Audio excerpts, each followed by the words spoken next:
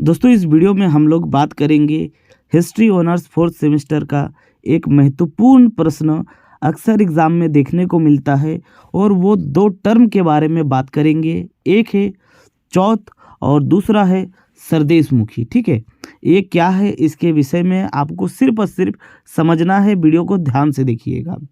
दोस्तों बात करें अगर चौथ और सरदेशमुखी की, तो ये मराठा साम्राज्य का एक आय का स्रोत था, एक टैक्स था। ठीक है, तो बात पहले करते हैं हम लोग चौथ के बारे में। तो चौथ क्या था?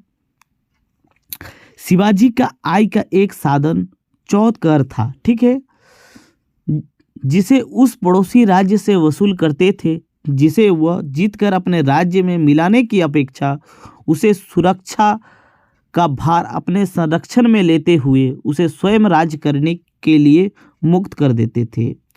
यानी क्या है दोस्तों, शिवाजी महाराज जिन पड़ोसी राज्य को जीत लेते थे उसको स्वयं राज्य करने के लिए फ्रीडम दे देते थे, आज़ादी दे देते थे। आप अपने हिसाब से ही वहाँ पर मतलब शासन कीजिए और बदले में वार्षिक रूप से आपको एक टैक्स देना होगा। उस टैक्स को कहा जाता था चौथ। ठीक है, और इसका जो वेटेज था उसको कितना देना पड़ता था, ये उस राज्य का संपूर्ण आय का 1/4 भाग था।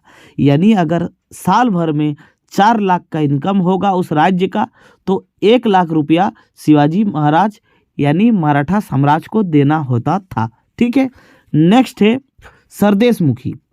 सरदेशमुखी क्या था दोस्तों? ये एक भूमि टैक्स था, यानी भूमि कर। ठीक है, प्राचीन समय से मराठा क्षेत्र में भूमि कर वसूली का कार्य भूमि कर अधिकारी किया करता था। यानी पहले जब मराठा साम्राज्य का स्थापना हुआ उससे पहले भूमि का जो टैक्स था वो भूमि कर अधिकारी वसूलते थे। पहले भूमि कर शिवाजी मराठा साम्राज्य में भी वो लोग वसूल रहे थे, लेकिन जो भूमि कर अधिकारी था उस टैक्स को देशमुखी नाम से टैक्स वसूल करते थे। ठीक है ना, देशमुखी कहा जाता था उस टाइम। ठीक है, इस प्रथा से अधिकारी प्राय किसानों से अधिक कर वसूल कर अपने वेतनों की राशि बढ़ाते रहते थे। यानी उन लोगों से जैसे मर्जी वैसे टैक्स वसूल लेते थे, ज़्यादा कर ले लेते थे और आपस में बांट लेते थे। ठीक है, तो इसमें क्या किया, जो शिवाजी महाराज थे, शिवाजी ने इस प्रथा में संशोधन कर देशमुखी को संपूर्ण राज्य में संग्रहित आय का 10% वेतन दिए जाने की व्यवस्था की। यानी इसमें संशोधन करके जो मनमाना ढंग से टैक्स वसूला जा रहा था उसको एक निश्चित किया गया, और वो निश्चित था